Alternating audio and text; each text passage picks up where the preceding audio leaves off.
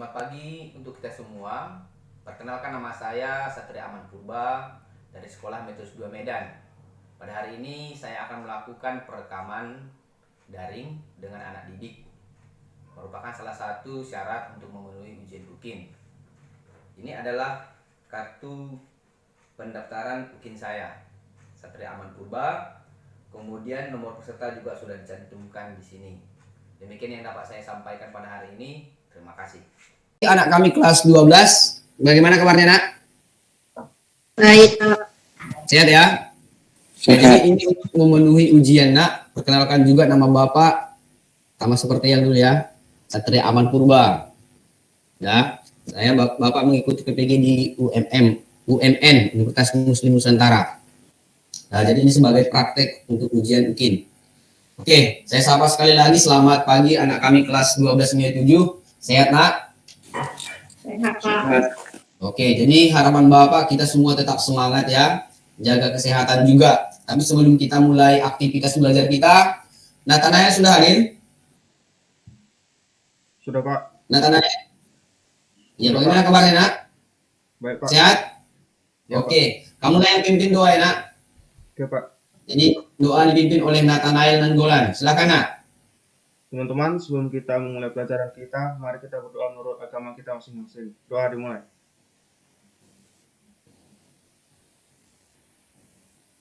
Doa selesai. Ya, selesai. Terima kasih Nathanael Nanggolan. Ya, jadi sebelum kita memulai kegiatan kita, saya ingatkan kembali, kita ini dalam keadaan masih pandemi COVID-19. Walaupun kita dikatakan udah nihil Kota Medan, COVID, tapi saya yakin juga kita jangan lepas. Artinya udah aman, belum tentu. Jaga kesehatan juga, Nak, prokes juga, selalu pakai masker. Ya, mudah-mudahan nanti untuk berikutnya semester 2 kita sudah tatap muka. Ini udah kelas 12 ini, harapan saya 1297 ini semua lulus. Ya, kita lulus nanti ke jurusan masing-masing SBMPTN. Ini Aritonang, kamu mau kemana nanti, Nak? Kedokteran UI, Pak. Kedokteran UI, amin ya. Harapan kita semoga si Rini Aritonang ini menjadi dokter nanti. Kalau kamu pilih, kemana nanti, Nak? Belum tahu, Pak. Belum tahu. Ya, harus tahu ya, Lili. Jangan nggak tahu. Iya. Kalau Jessica? 4, Pak. 4, itu jurusan apa, Nak? Psikologi.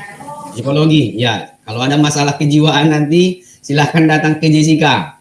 Tobako, ini apa cita-citanya Tobako ini? Mau jadi arsitektur, Pak. Arsitektur, oke, bagus. Yang nanti yang mau buat model-model baru nanti ya, hotel-hotel yang ada di Kota Medan, Tobako nanti. Ya, terakhirlah Felicia, ini apa cita-cita? Mana tahu ada yang mewarisi saya nanti jadi guru. Felicia, apa cita-citamu, Nak? Penting, Pak. Apa, Nak? Accounting? Ya, Pak. Oke, tapi jangan ada yang bercita-cita menjadi ibu rumah tangga ya, menjadi kepala rumah tangga saja. Jangan seperti itu. Ya, harapan saya 1297 ini semua cita-citanya terlaksana dengan baik, semua menjadi nyata. Amin ya. Oke, kemudian, Nak, hari ini pelajaran kita mengenai kalimat efektif. Mungkin kamu sudah pernah mendengar atau mempelajari kalimat efektif ini. Sudah pernah dengar ini ya? Dah. Tapi sebelumnya juga ingat absensi. Absensi sudah saya share di WA. Ada linknya nanti. Di linknya sudah ada di Google ya. Silahkan kamu isi absensi kita. Saya harapkan, Nak, semua kelas 1297 itu jadi contoh. Artinya nilai kehadiran itu ada. Jangan main-main. Jangan kamu pikir karena daring, pokoknya saya lulus. Tidak. Tetap semua sama. Kalau tidak ada 70% lewat kehadiran, kamu juga nilainya itu dipotong. Setuju ya? Jadi anak kami kelas 1297 ini perwakilan, saya yakin semua bagus-bagusnya ini. Apalagi ketua kelas kita ya, Vincent ya. Vincent termasuk orang yang nggak pernah absen ini. Kemudian si Grace, Gistela, ada Gistela? Ada, Pak. Mana si Gistela? Saya, Pak. Nah, ini juga. Kamu Berapa kali yang tidak hadir, Nak? Belum ada atau satu kali? 1 kali, Pak. Satu kali ya. Oke, jangan berkali-kali ya, Nak. Cukup satu kali. Ya. Jangan 2 kali, apalagi 3 kali ya. Oke lah. Kemudian tobacco. Ini tobacco ini juga termasuk yang rajin juga. Gimana tobacco ini? Belum pernah absen kan, Nak? Belum, Pak. Oke, bagus. Kemudian siapa lagi yang di sini? Si Billy, kau udah berapa kali ini absen ini, Nak? Udah ada 2 Mana kali. ada absen, Pak? Enggak Nggak ada absen? Mana ada absen? Oh, belum ada ya. Berarti Bapak yang salah set berarti ini kalau gitu. Oke. Jadi rajin-rajin kau Billy, walaupun kau laki-laki, jangan sering-sering absen. Oke lah. Sampai di sini kira-kira ada yang mau ditanyakan, Nak? Karena kita ini udah hampir 2 tahun ini yang pandemi ini. Sampai di sini ada yang kira-kira yang mau ditanyakan sebelum saya presentasi. Ada yang mau ditanyakan? Nggak ada, Pak. Nggak ada ya. Yang terpenting hari ini kita ya relax saja, santai. Artinya santai pun dia tetapi bisa berjalan dengan baik. Jaga kesehatan, ingat ya, prokes itu penting. Itu harus tetap kamu lakukan dengan baik. Oke, kalau tidak ada yang mau bertanya, saya langsung presentasi.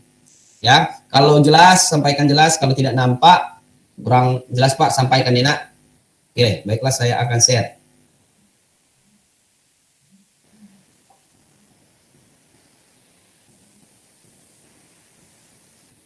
Ya, ini nampak ya? Nampak ya, Nak? Nampak kan? Nampak, Pak. Oke, coba perhatikan materi kita ya. Jadi ini materi kita tentang kalimat efektif, ya dibawakan oleh guru bahasa Indonesiamu Pak Satria Aman Purba. Pada hari ini kita bisa menyelesaikan pelajaran kita ini dengan baik. Oke, kemudian ada kita lihat di sini kalimat efektif. Apa itu kalimat efektif? Tapi sebelumnya saya mau jelaskan dulu, ada KD-nya dan IPK-nya, Nak, kompetensi dasar dan indikator pencapaian potensi. Nah, kali ini yang pertama di sini, kita nanti menemukan butir-butir penting dari media sosial yang berkaitan dengan unsur-unsur penulisan kalimat efektif itu nanti. Nah, kemudian sebagai IPK-nya, kita nanti menemukan struktur teks kalimat efektif dari media sosial. Nah, kemudian yang kedua, kita menemukan kebahasaan teks yang ditulis dalam media sosial itu. Kemudian yang ketiga, menyampaikan kalimat efektif dalam bentuk gambar dan tulisan ke media sosial nanti. Ya, kemudian yang berikutnya, apa materi-materi yang kita pelajari? Yang pertama itu nanti definisi atau pengertian dari kalimat efektif. Nah, kemudian yang kedua syarat-syarat kalimat efektif. Kemudian yang ketiga itu prinsip-prinsip kalimat efektif. Kemudian yang keempat itu contoh bahasa, Nak, atau kalimat dalam gambar di media sosial itu. Sampai di situ jelasin ya. Nampak ya? Nampak ketua kelas? Nampak ini kan? Vincent? Nampak ya? Nampak, Pak. Ya, oke, kita lanjutkan. Kemudian kita masuk ke pengertian kalimat efektif. Tapi sebelumnya dulu, saya mau tanyakan dulu siapa ini ya? Pengertian kalimat efektif, si Grace. Coba Grace. Ya, apa kira-kira kalimat efektif? Grace, sebelum saya sampaikan, apa itu kalimat efektif? Kalimat yang singkat, padat, dan jelas sehingga mudah dimengerti, Pak. Oke, bagus ya. Singkat, jelas, padat, mudah dimengerti. Bagus. Kemudian si Tobacco, apa kira-kira, Nak, menurutmu kalimat efektif itu apa? Kalimat efektif adalah kalimat yang singkat, padat, dan jelas, dan mudah dimengerti maksud dan tujuannya oleh orang lain. Oke, bagus. Sama-sama ya. Jadi saya yakin dengan anak kelas 12 MIA 7 ini pasti sudah dipersiapkan karena materinya itu saya share kemarin. Ya, supaya lebih jelasnya coba perhatikan yang di sini bahwa kalimat efektif itu adalah kalimat yang memberikan suatu pesannya. Ingat, pesan kepada orang lain baik lisan maupun tulisan. Singkat, padat, jelas dan lengkap seperti yang disampaikan temanmu tadi. Sehingga orang lain itu dapat memahami maknanya yang disampaikan dengan baik dan benar. Jadi kalau tidak baik dan benar, Nak, berarti pesan yang diterima juga tidak baik. Itu harus kamu pahami itu. Pesan kepada orang lain. Artinya ada lebih dari satu orang. Dari satu orang ke orang lain. Oke, sampai di sini jelas ya. Kemudian saya lanjutkan syarat-syarat kalimat efektif. Kalau kurang jelas, coba sampaikan yang kurang jelas. Yang pertama dia itu sesuai dengan ejaan atau sekarang dikatakan pedoman umum ejaan bahasa Indonesia. Ya, kalimat efektif itu harus menggunakan ejaan maupun tanda baca yang tepat. Coba perhatikan di sini ada kata izin, ada izin, ya, kwitansi, kwitansi, nasihat, nasihat, praktek, praktik, dan fotokopi, fotokopi. Sekilas hampir sama tapi berbeda. Nah, kalau saya tanyakan siapa namanya? Si Billy. Yang mana yang benar ini? Kalau ada misalnya sistem atau sistem. Billy ada Billy? Ada, Pak. Yang mana? Sistem atau sistem? Nah, Sistem.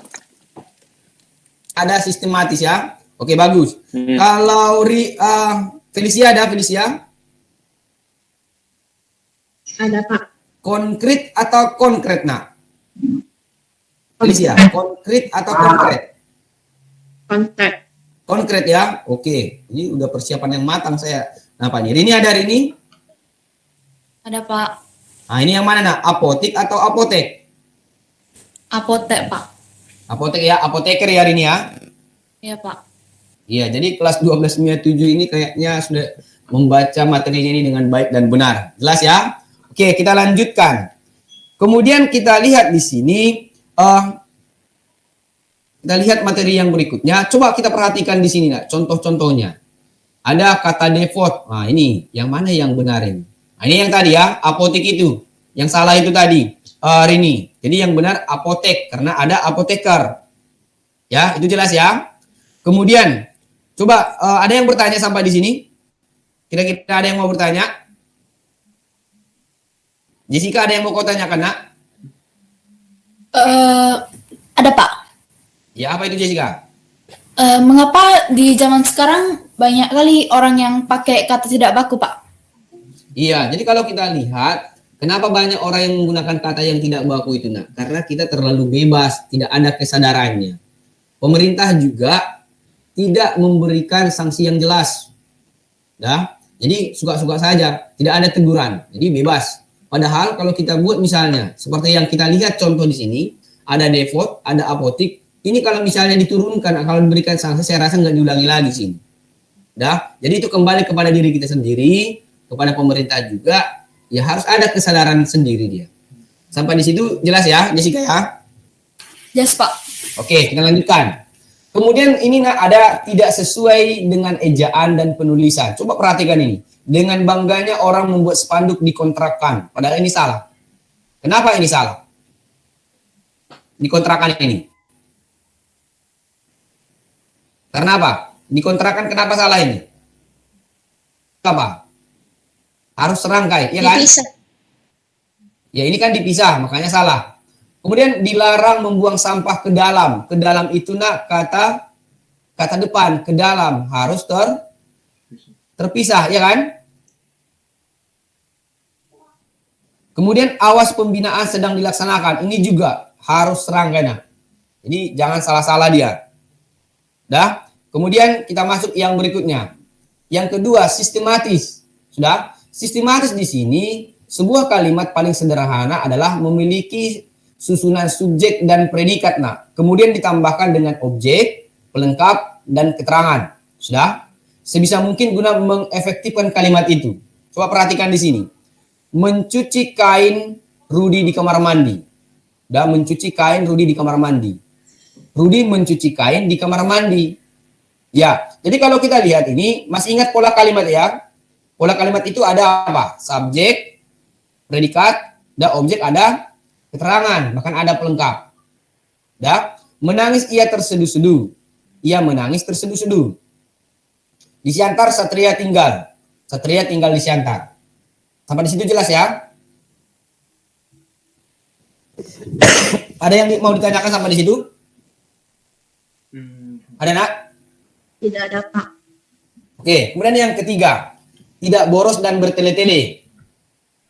Di sini maksudnya kalimat yang boros. Semua siswa-siswi dimohon maju ke depan. Udah, Bu Kiki datang di waktu ketika ajar berkumandang. Kalimat efektifnya di sini, coba perhatikan siswa-siswi dimohon maju. Ya, jadi kalau dikatakan maju, berarti udah ke depan, nggak usah lagi maju ke depan. Bu Kiki datang ketika azan berkumandang. Sampai di situ jelas, Nak? Ada yang mau ditanyakan kira-kira?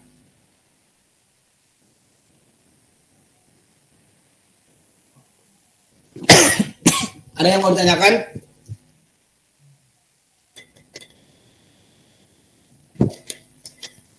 Ada kira-kira yang mau ditanyakan, Nak? Gak ada? Oke, kalau tidak ada yang mau ditanyakan, kita lanjutkan kembali. Ya, ini masih nampak ya? Masih nampak ini, Nak? Nampak, Pak. Oke, kita lanjutkan kembali. Kemudian yang berikutnya tidak bermakna ganda atau sering dikatakan dengan ambigu. Sudah? Ini bermakna ganda, gedung kantor yang baru diresmikan oleh pimpinan. Rumah Kepling baru terbakar ludes. Kalimat yang benarnya perhatikan di sini. Gedung kantor yang baru itu diresmikan oleh pimpinan. Rumah Kepling yang baru terbakar ludes. Ini jelas dia ya, bukan seperti yang di atas ini. Nah, kemudian kita masuk yang ke berikutnya. Coba kau perhatikan di sini ya. Bermakna ganda ini, mau pulang pergi lewat kanan, selalu ada abang Gojek setiap mengantar. Seolah-olah di sini kalau kita lihat mau pulang pergi lewat kanan, kalau lewat kiri enggak. Dah. Kemudian yang lebih jelasnya ini, coba perhatikan ini. Mata-mata itu sedang mengawal persimpangan di jalan. Mata-mata, sudah dua maknanya. Ular sawah itu menelan bulat-bulat. Dah seekor anak kambing.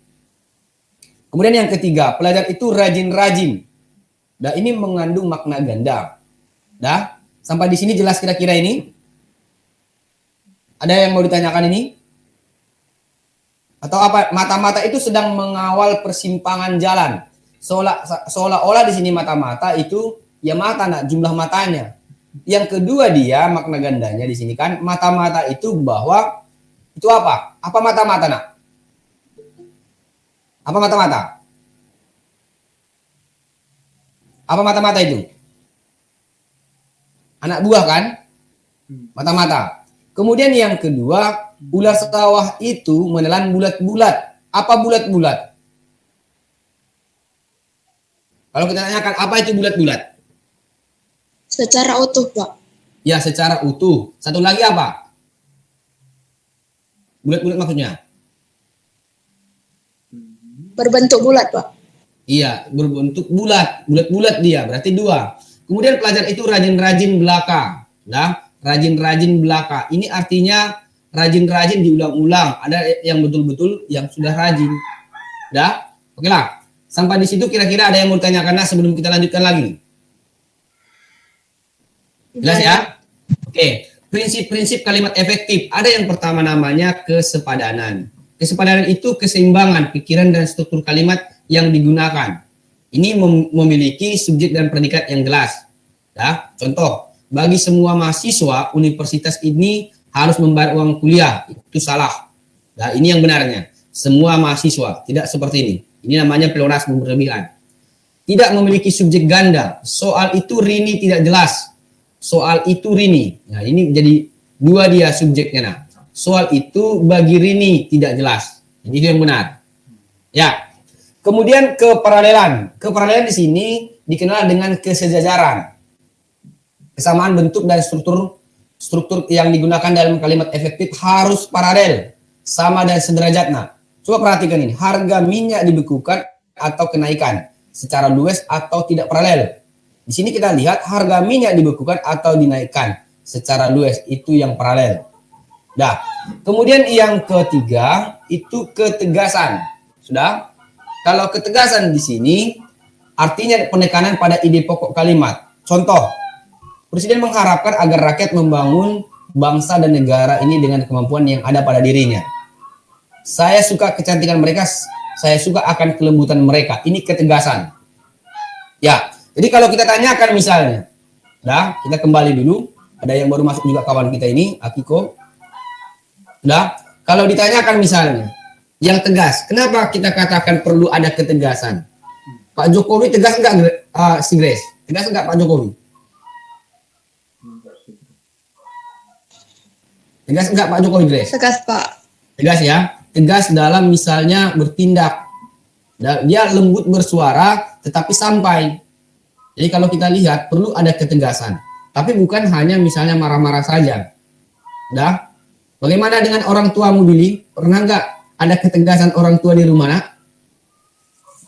Tegas, Pak. Tegas ya. Tegas dengan pukulan atau dengan kata-kata, Billy? Peraturan, Pak.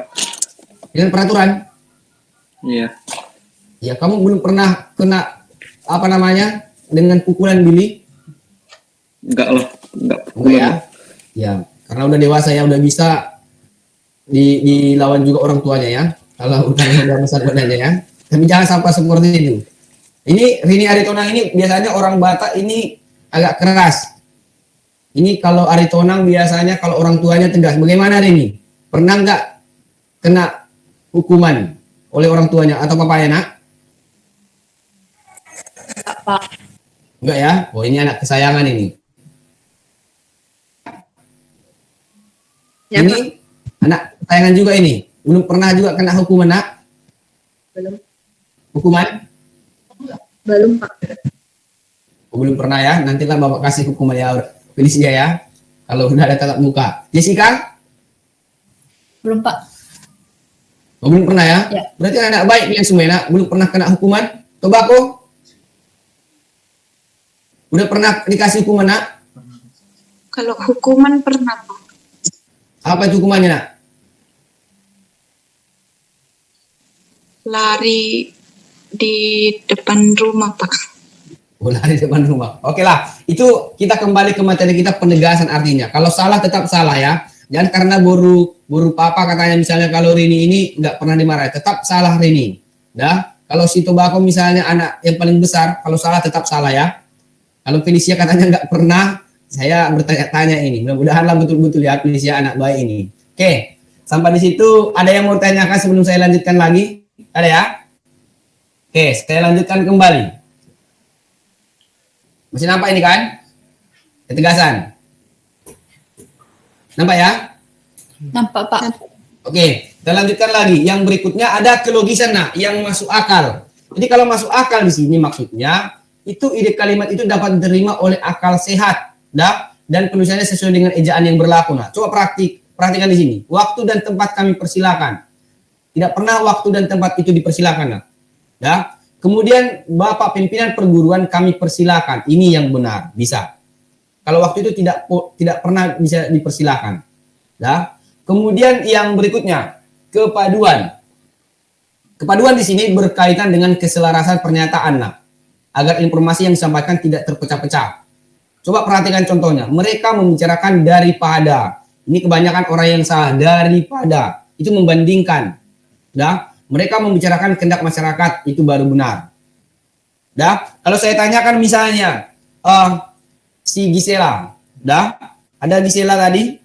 Ada, Pak. Dikatakan, nah, meja itu terbuat daripada triplek, benar atau salah? Salah, Pak. Kenapa? Daripada. Ya, karena daripada itu membandingkan. Kalau saya katakan ketua kelas atau Vincent lebih ganteng dari Billy, itu benar atau salah?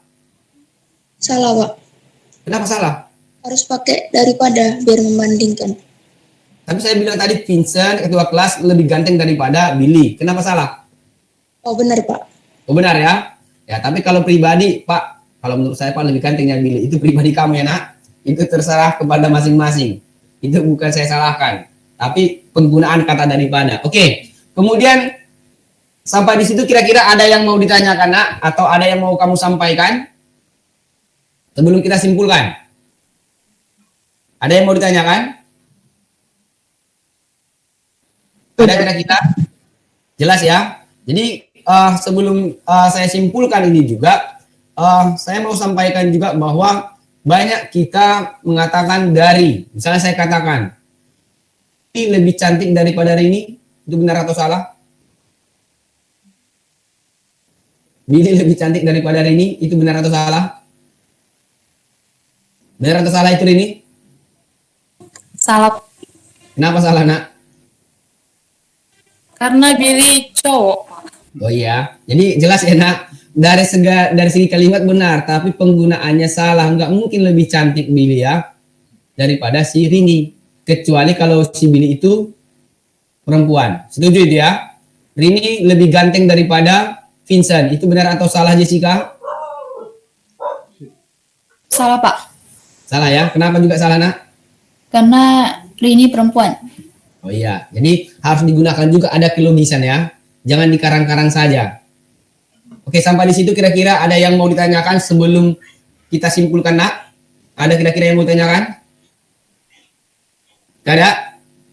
Tidak ada, Pak. Oke, kita kembali. Jadi kesimpulannya di sini bahwa kalimat efektif itu nak harus sering-sering kita gunakan, dipraktekkan dia ya, dipraktikkan. Nah, Bapak pun jadi salah. Dipraktikkan dan dibiasakan secara baik dan benar. Jadi harus dibiasakan.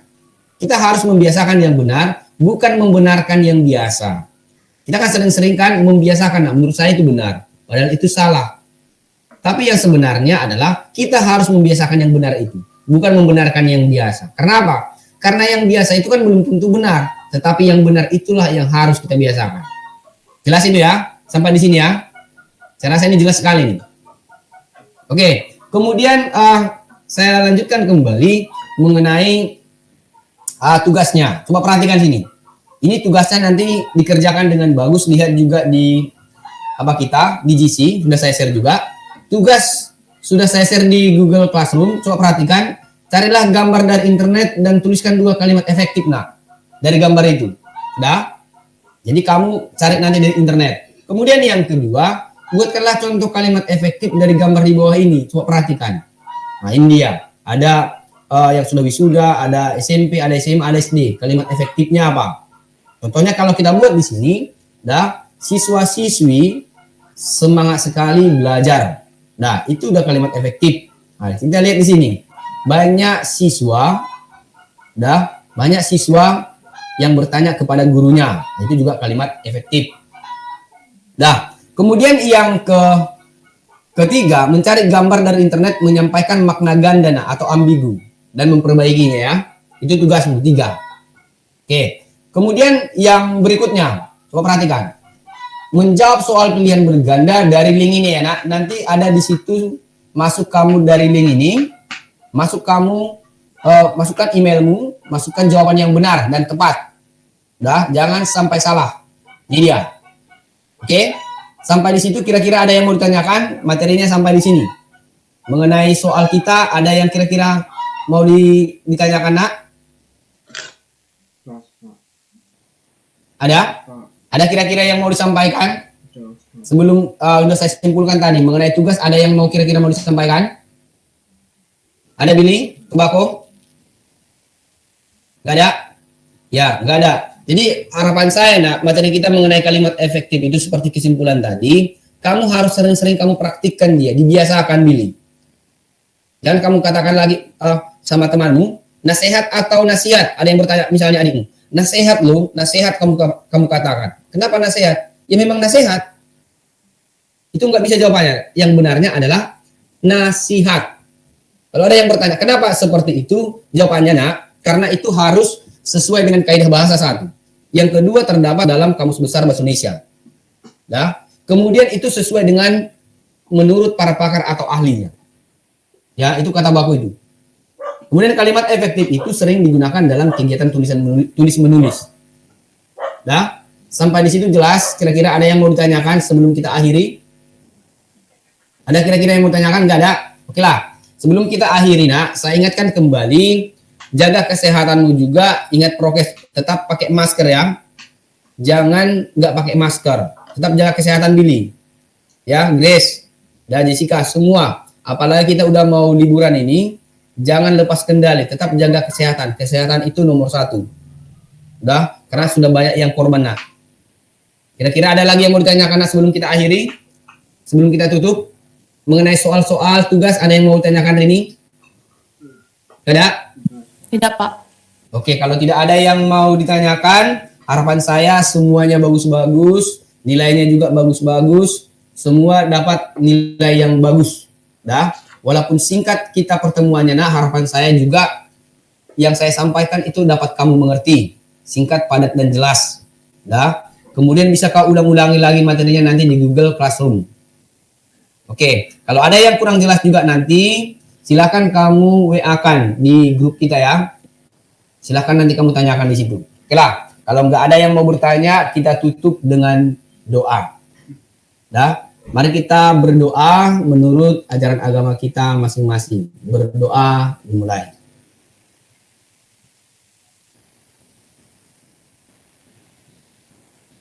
Berdoa selesai. Oke, terima kasih kepada anak kami kelas 12 MIA 7. Mudah-mudahan dalam pertemuan kita pada pagi hari ini ada sisi positifnya. Semua semangat, salam sehat juga, salam buat keluarga, salam buat orang tua, dan tetap kamu juga, saya yakin dengan 12 MIA 7 ini, semua pasti baik-baik, memberikan yang terbaik. Oke, kalau tidak ada lagi yang mau bertanya, kita akhiri. Oke, selesai. Mana Vincent?